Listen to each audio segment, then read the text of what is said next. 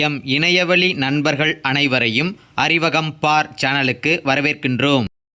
தமிழ்நாடு சட்டமன்ற தேர்தல் 2026 presiding officers diary அதை எவ்வாறு பூர்த்தி செய்வது என்பதை பற்றி இந்த காணொளியில் நாம் காணலாம். 1. Name of the constituency in block letters. நம்முடைய சட்டமன்ற தொகுதியுடைய எண் மற்றும் அதற்குரிய பெயர் கொடுக்கப்பட்டிருக்கும். அப்படி இல்லைன்னா அதை கேபிட்டல் லெட்டரில் எழுதி கொள்ளுங்கள். 2. Date of pole. போலிங் நடக்கக்கூடிய தேதியை எழுதி கொள்ளுங்கள். 3. Number and name of the polling station.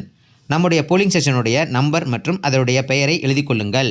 Polling station whether located in, அதாவது நம்முடைய போலிங் ஸ்டேஷன் எந்த பில்டிங்கில் இயங்குது, அதாவது கவர்மெண்ட் பில்டிங்கா, ப்ரைவேட் பில்டிங்கா, டெம்பரவரி ஸ்ட்ரக்சரா, இல்லை எதில் இயங்குதோ அதை டிக் பண்ணிவிட்டு அதை எழுதி கொள்ளுங்கள். இப்போ கவர்மெண்ட்னா கவர்மெண்ட் அப்படின்றத டிக் பண்ணிவிட்டு கவர்மெண்ட் பில்டிங் அப்படின்றத எழுதி கொள்ளுங்கள்.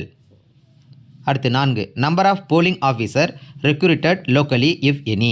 நம்முடைய போலிங் ஆஃபீஸர்ஸ் யாருனாச்சும் லோக்கல்லேருந்து அப்பாயின்மெண்ட் பண்ணியிருந்தாங்கன்னா அவங்க எத்தனை பேர் அப்பாயின்ட் பண்ணியிருக்காங்க அதோட எண்ணிக்கையை எழுதி கொள்ளுங்கள். அப்படி யாரும் லோக்கல்லேருந்து அப்பாயின்மெண்ட் பண்ணலை அப்படின்னா நில் அப்படின்றத எழுதி கொள்ளுங்கள். 5.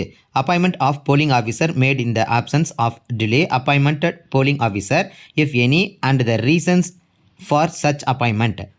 அதாவது நம்முடைய போலிங் ஸ்டேஷனில் யாராச்சும் போலிங் ஆஃபீஸர் ஆப்சண்ட் ஆகி அவர்களுக்கு பதிலாக வேறொரு போலிங் ஆஃபீஸர் போட்டிருப்பாங்க. என்ன போலிங் ஆஃபீஸர் அது போல் போட்டிருக்காங்க, என்ன காரணத்துக்காக அந்த போலிங் ஆஃபீஸர் போட்டிருக்காங்க அப்படின்ற காரணத்தை எழுதி கொள்ளுங்கள். அப்படி யாருமே ஆப்சண்ட் ஆகலை, அதனால் ரீப்ளேஸ் பண்ணலை அப்படின்னா நில் அப்படின்றத எழுதி கொள்ளுங்கள். Number 6. Electronic voting machine. Subdivision 1. Number of control unit used. இப்போ கண்ட்ரோல் யூனிட் எத்தனை இருக்குது அதோட எண்ணிக்கையை எழுதி கொள்ளுங்கள். 6ல் subdivision 2. Serial number of control unit used. இப்போ கண்ட்ரோல் யூனிட்டோட அதோடைய சீரியல் நம்பரை எழுதி கொள்ளுங்கள். 6 subdivision 3. Number of ballot unit used. இப்போ பேலட் யூனிட்டோட எண்ணிக்கையை எழுதி கொள்ளுங்கள். இப்போ ஒன்றுக்கு மேற்பட்டது அப்படி இருந்துச்சுன்னா அது மொத்தம் எத்தனை பேலட் யூனிட் இருக்கோ அதோட டோட்டல் நம்பரை இந்த இடத்துல எழுதி கொள்ளுங்கள். இப்போ 1 இருந்துச்சுன்னா 1 அப்படின்றத எழுதி கொள்ளுங்கள். அடுத்து 6 subdivision 4. Serial number of ballot units used. இப்போ பேலட் யூனிட்டோடைய சீரியல் நம்பரை எழுதி கொள்ளுங்கள். இப்போ ஒன்றுக்கு மேற்பட்ட பேலட் யூனிட் பயன்படுத்துகிறீங்கன்னா அனைத்து பேலட் யூனிட்டோடைய சீரியல் நம்பரை எல்லாத்தையும் கம்மா போட்டு எழுதி கொள்ள வேண்டும். 7 subdivision 1. Number of paper seals used. இப்போ எத்தனை பேப்பர் சீல் நீங்கள் பயன்படுத்துகிறீங்களோ அதோடைய மொத்த எண்ணிக்கையை இந்த இடத்துல எழுதி கொள்ளுங்கள். 7 subdivision 2. Serial number of paper seal used. நீங்கள் பயன்படுத்திய அந்த பேப்பர் சீலோடைய சீரியல் நம்பரை எழுதி கொள்ளுங்கள். எத்தனை சீல் பயன்படுத்தினாலும் அனைத்து பேப்பர் சீலோடைய சீரியல் நம்பரை எழுதி கொள்ள வேண்டும். 7A subdivision 1. Number of special tag supplied. இப்போ ஸ்பெஷல் டேக் எத்தனை உங்களுக்கு கொடுத்துருக்காங்களோ அதோட எண்ணிக்கையை எழுதி கொள்ளுங்கள். 7A subdivision 2. Serial number of special tag supplied. இப்போ நம்மளுக்கு கொடுத்த அந்த ஸ்பெஷல் டேக்கோடைய சீரியல் நம்பரை வரிசையாக எழுதி கொள்ளுங்கள். 7A subdivision 3. Number of special tag used. எத்தனை ஸ்பெஷல் டேக் நம்ம பயன்படுத்துகிறோமோ அதோடைய மொத்த எண்ணிக்கையை எழுதி கொள்ளுங்கள். 7A subdivision 4. Serial number of special tag used.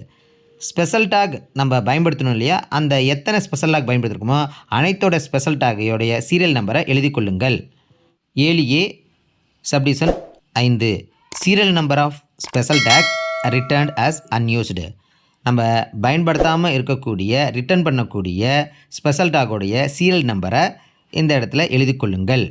7B applicable in the polling station where VVPAT system is used. 7B subdivision 1. Number of printers used. இப்போ எத்தனை விவிபேட் நம்முடைய போலிங் ஸ்டேஷனில் பயன்படுத்துகிறோமோ அதோட மொத்த எண்ணிக்கையை எழுதி கொள்ளுங்கள். 7B subdivision 2. Serial number of printers. விவிபேடோடைய சீரியல் நம்பரை எழுதி கொள்ளுங்கள். 8. Number of candidates who had appointed polling agents at the polling station. நம்முடைய போலிங் ஸ்டேஷனில் எத்தனை போலிங் ஏஜென்ட் அப்பாயிண்ட் பண்ணியிருக்காங்க அவர்களுடைய மொத்த எண்ணிக்கையை எழுதி கொள்ளுங்கள். 9 subdivision 1. Number of polling agent present at the commencement of poll. இப்போ போல் ஆரம்பிக்கக்கூடிய நேரம் காலை 7 மணி. அப்பொழுது நம்முடைய போலிங் ஸ்டேஷனில் எத்தனை போலிங் ஏஜென்ட் இருந்தாங்க அவர்களுடைய எண்ணிக்கையை இந்த இடத்துல போட்டுக்கோங்க. Subdivision 2. Number of polling agent who arrived late. எத்தனை பேர் போலிங் ஏஜென்ட் லேட்டாக வந்தாங்க, அதாவது 7 மணிக்கு அப்புறம் எத்தனை பேர் லேட்டாக வந்தாங்க அப்படின்றத அவங்களோட எண்ணிக்கையை இங்கே போட்டுக்கோங்க. Subdivision 3. Number of polling agent present at the close of poll. Poll முடிவடையும் நேரம் மாலை 6 மணி. அப்பொழுது எத்தனை போலிங் ஏஜெண்ட் நம்முடைய போலிங் ஸ்டேஷனில் இருக்காங்க அவர்களுடைய எண்ணிக்கையை இந்த இடத்துல போட்டுக்கோங்க. 10 subdivision 1 total number of voters assign to the polling station. நம்முடைய போலிங் ஸ்டேஷனில் மொத்த வாக்காளர்கள் எண்ணிக்கை எத்தனை அதை எண்ணிக்கையில் எழுதணும். ப்ராக்கெட்டில் அதில் அந்த வாக்காளர்களில் இடிசி எத்தனை பேர் அதையும் நம்ம தனியாக எழுதி காட்டணும். 10 subdivision 2 number of electors allowed to vote according to marked copy of the elector role.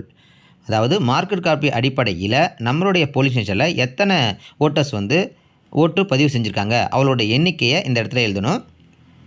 ப்ராக்கெட்டில் பார்த்திங்கன்னா எத்தனை பேர் அதில் இடிசி அப்படின்றதையும் நம்ம தனியாக எழுதி காட்ட வேண்டும்.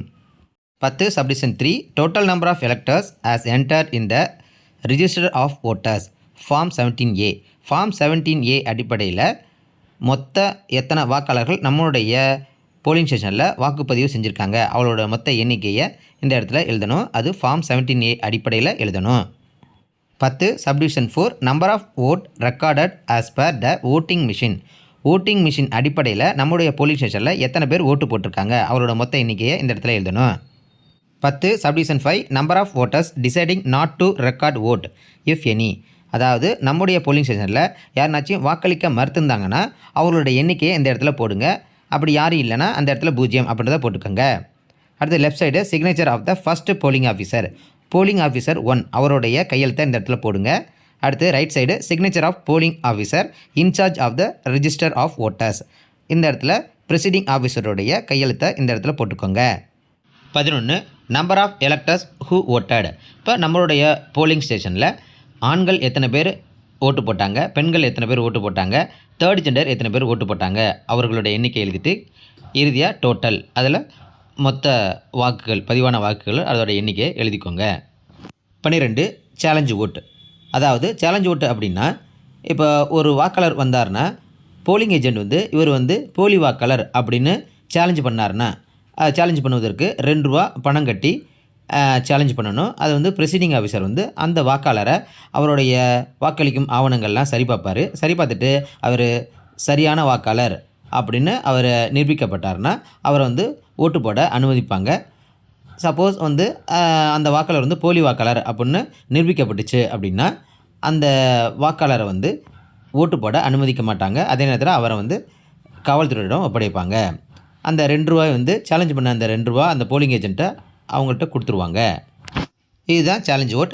இதுபோல் உங்களுடைய போலிங் ஸ்டேஷனில் சேலஞ்ச் ஓட் அரேஞ்ச் பண்ணியிருந்தாங்கன்னா அவங்க எத்தனை பேர் சேலஞ்ச் ஓட்டை அலோவ் பண்ணீங்க, எத்தனை பேரை ரிஜெக்ட் பண்ணீங்க, அதில் அமௌண்ட்டை எத்தனை பேருக்கு திருப்பி கொடுத்தீங்க அதோட எண்ணிக்கையை இங்கே எழுதிக்கங்க. இதுபோல் சேலஞ்ச் ஓட் யாருமே இல்லை அப்படின்னா அங்கே நம்பர் ஆஃப் அலோட் அப்படின்ற இடத்துல நில், நம்பர் ஆஃப் ரிஜெக்டட் அப்படின்ற இடத்துல நில், அமௌண்ட் ஃபார்ஃபிட்டட் ருபீஸ் அதுலேயும் நில் அப்படின்றத எழுதிக்கோங்க. 13 number of person who have voted on production of election duty certificate. தேர்தல் பணிச்சான்று அதன் மூலமாக எத்தனை பேர் ஓட்டு போட்டாங்க அவர்களுடைய எண்ணிக்கையை எழுதிக்கோங்க. 13A number of overseas elector who voted. அதாவது வெளிநாடு வாழ் இந்தியர்கள் அவர்கள் எத்தனை பேர் உங்களுடைய போலிங் பூத்தில் ஓட்டு போட்டாங்க அவர்களுடைய எண்ணிக்கையை எழுதிக்கோங்க. அப்படி யாரும் இல்லைன்னா அந்த இடத்துல 0 அப்படின்றத போட்டுக்கோங்க. 14 number of electors who voted with the help of companion. இப்போ பிளைண்டாக இருக்கவங்க அவங்களோட கம்பெனியனோட ஓட்டு போட்டிருந்தாங்கன்னா அதுபோல் எத்தனை பேர் ஓட்டு போட்டிருக்காங்க அவரோட எண்ணிக்கையை இந்த இடத்துல எழுதிக்கோங்க. 15 number of votes cast through proxy. இப்போ ப்ராக்ஸி ஓட்டு அப்படின்றது இராணுவத்தில் பணிபுரிகிறவங்க அவர்களுக்கு பதில் இங்கே பார்த்திங்கன்னா அவர்களோட மனைவி அல்லது மகன்கள் அவரோட ஓட்டை நம்ம போடலாம். அதுபோல் இந்த ப்ராக்ஸி ஓட்டு யாருனாச்சும் போட்டிருந்தாங்கன்னா அவர்கள் எத்தனை பேர் ஓட்டு போட்டிருக்காங்க அப்படின்றத இந்த இடத்துல எழுதுங்க. அப்படி யாரும் இல்லைன்னா 0 என்பதை அங்கே எழுதிக்கோங்க. 16 நம்பர் ஆஃப் டெண்டர்ட் ஓட்ஸ். இப்போ டெண்டர்ட் ஓட்ஸ்னால் இப்போ ஒரு வாக்காளர் வாக்களிக்க வரும்பொழுது அவரோட ஓட்டை ஏற்கனவே ஒருத்தர் போட்டிருந்தார் அப்படின்னா இப்போ அவருக்கு பேலட் சீட் கொடுக்கணும். டெண்டர்ட் பேலட் சீட் அவர் கொடுத்து அவர் இவிஎம் மிஷினில் ஓட்டு போட அனுமதிக்க முடியாது. பேலட் சீட் கொடுத்து அதில் அவரோட ஓட்டை நம்ம பதிவு செய்யணும். இப்போ அதுபோல் யாருனாச்சும் டெண்டர் ஓட் போட்டிருந்தாங்கன்னா அவரோட எண்ணிக்கையை போடுங்க. அப்படி இல்லை அப்படின்னா 0 என்றதை அந்த இடத்துல எழுதிக்கோங்க. 17 number of electors. 17A from whom declaration as to their age obtained. Presiding officer age declaration யாராச்சும் கேட்டிருந்தாங்கன்னா அதுபோல் ஏஜ் டிக்ளரேஷன் எத்தனை பேர் கேட்டிருக்காங்களோ அவருடைய எண்ணிக்கையை இந்த இடத்துல போடுங்க. அப்படி இல்லைன்னா நில் அப்படின்றத எழுதுங்க. 17B who refuse to give such declaration. யாருனாச்சும் ஏஜ் டிக்ளரேஷன் கொடுக்க மறுத்திருந்தாங்கன்னா அவர்களுடைய எண்ணிக்கை இந்த இடத்துல போடுங்க. அப்படி இல்லைன்னா நில் அப்படின்றத அந்த இடத்துல எழுதுங்க. 18 whether it was necessary to adjourn the poll and if so the reason for such adjournment. அதாவது உங்களுடைய வாக்குச்சாவடி மையத்தில் ஏதாவது ஒரு அசம்பாவிதம் காரணமாக வாக்குப்பதிவை சிறிது நேரம் நிறுத்தி வச்சுட்டு மறுபடியும் ஆரம்பிச்சிருப்பீங்க. அதுபோல் எந்த காரணத்துக்காக வாக்குப்பதிவை நிறுத்தி வச்சுருந்தீங்க அதோட காரணத்தை இந்த இடத்துல எழுதுங்க. அப்படி எதுவும் இல்லைன்னா அந்த இடத்துல நில் அப்படின்றத எழுதிக்கோங்க. 19 number of vote cast in every 2 hours. ஒவ்வொரு 2 மணி நேரத்துக்கும், அதாவது from 7 to 9, from 9 to 11, from 11 to 1, from 1 to 3, from 3 to 5, from 5 to 6. இந்த ஒவ்வொரு 2 மணி நேரத்தில் பதிவான வாக்குகளை அந்த இடத்துல எழுதிக்கோங்க. இறுதியாக டோட்டல் அப்படின்னு போட்டுட்டு மொத்த வாக்குகளை அந்த இடத்துல கூட்டி எழுதிக்கொள்ளுங்கள். 19B details of visitors at polling station as per visit sheet. இப்போ உங்களுடைய போலிங் ஸ்டேஷனுக்கு எத்தனை பேர் விசிட் பண்ணியிருக்காங்க அதுதான் இங்கே பூர்த்தி செய்யணும். அதாவது ஃபஸ்ட்டு சீரியல் நம்பர் இருக்கும், அதுக்கடுத்தது நேம் அண்டு டெசிக்னேஷன். இப்போது observer, DEO, RO, ARO, sector magistrate, zonal magistrate, patrolling magistrate, இது போல் யாராச்சும் விசிட்டர்ஸ் வந்தாங்கன்னா அவர்களுடைய பெயர், அவர்களோட டெசிக்னேஷனை முதல்ல எழுதிக்கோங்க. அதுக்கடுத்தது டைம் ஆஃப் விசிட், அவங்க எப்போ விசிட் பண்ணாங்களோ அந்த டைம் எழுதிக்கோங்க. அடுத்து brief description of polling process, பீஸ்ஃபுல்லாக இல்லை இன்சிடெண்ட்டாக இஃப் எனி, அதை வந்து எழுத சொல்லுங்கள். அதுக்கப்புறம் ஆஸ் பர் ஃபார்ம் 17 படி மொத்த ஓட்டு அப்போ எத்தனை பதிவாயிருக்கு அப்படின்றத எழுத சொல்லுங்கள். அதுக்கடுத்தது ஆஸ் பர் இவிஎம்மில் மொத்த ஓட்டு எத்தனை பதிவாயிருக்கு அதை இங்கே எழுதுங்க. இப்போ இதே போல் எத்தனை விசிட்டர்ஸ் வந்தாலும் அவங்களோட விசிட்டர்ஸை இந்த இடத்துல பதிவு செய்து கொள்ளுங்கள். 20A number of slip issued at the closing hour of the poll to electors standing in the queue. அதாவது 6 மணிக்கு மேலே நீங்கள் க்யூவில் நிற்கிறவங்களுக்கு நீங்கள் சீட்டு கொடுத்துருப்பீங்க. அந்த சீட்டு கொடுத்து அதன் மூலம் நீங்கள் ஓட்டு போட வச்சுருப்பீங்க. அதுபோல் எத்தனை பேருக்கு அந்த சீட்டு கொடுத்தீங்க அவங்களோட எண்ணிக்கையை அந்த இடத்துல எழுதுங்க. அப்படி இல்லை யாருக்குமே நீங்கள் சீட்டு கொடுக்கல அப்படின்னா அந்த இடத்துல நில் அப்படின்றத எழுதிக்கோங்க.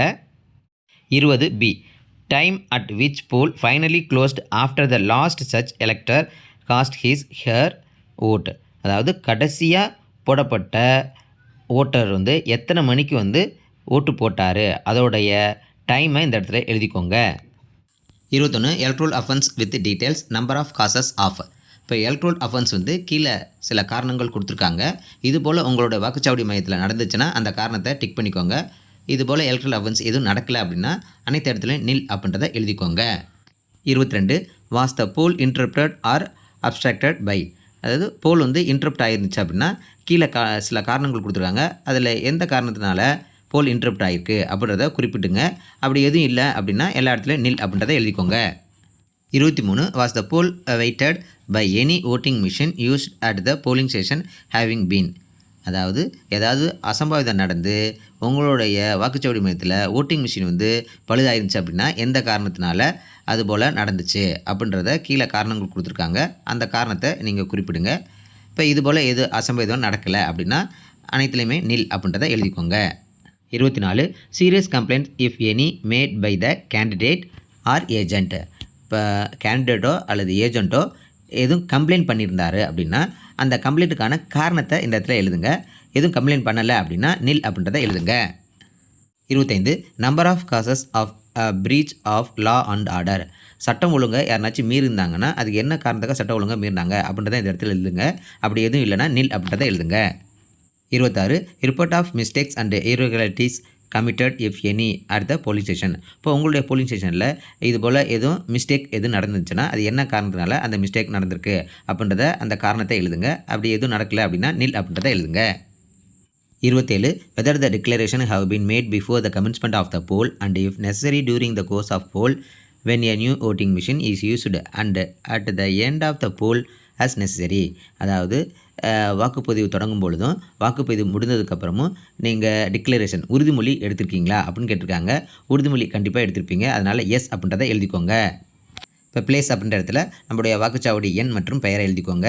டேட் அப்படின்ற இடத்துல அன்றைய தேதியை எழுதிக்கோங்க. அடுத்து right side signature of presiding officer, presiding ஆஃபீஸருடைய கையெழுத்தை இந்த இடத்துல போட்டுக்கொள்ளுங்கள். அவ்வளோதான் நண்பர்களே. இதுபோல் ப்ரிசைடிங் ஆஃபீஸர் டைரியில் எளிமையான தகவல் தான் இது போல் கேட்டிருப்பாங்க. இந்த தகவல் அனைத்துமே நீங்கள் பூர்த்தி செய்வது அளவுக்கு தான் இருக்கும். அதை சரியாக பூர்த்தி செய்து கொள்ளுங்கள். நண்பர்களே, இந்த காணொலி உங்களுக்கு பயனுள்ளதாக இருந்துச்சுன்னா லைக் பண்ணுங்கள், ஷேர் பண்ணுங்கள், கமெண்ட் பண்ணுங்கள். இது போன்ற பயனுள்ள காணொலிகள் நீங்கள் பார்க்கணும் அப்படின்னா அறிவகம் பார் சேனலை சப்ஸ்கிரைப் பண்ணிக்கோங்க. பக்கத்தில் இருக்கிற பெல் ஐக்கனை கிளிக் பண்ணி ஆல்னு கொடுத்துக்கோங்க. அப்போ தான் நாங்கள் போகிற வீடியோ நோட்டிஃபிகேஷன் உங்களுக்கு உடனுக்குடனே வரும். அறிவகம் பார், முயற்சியே வெற்றி. வணக்கம்.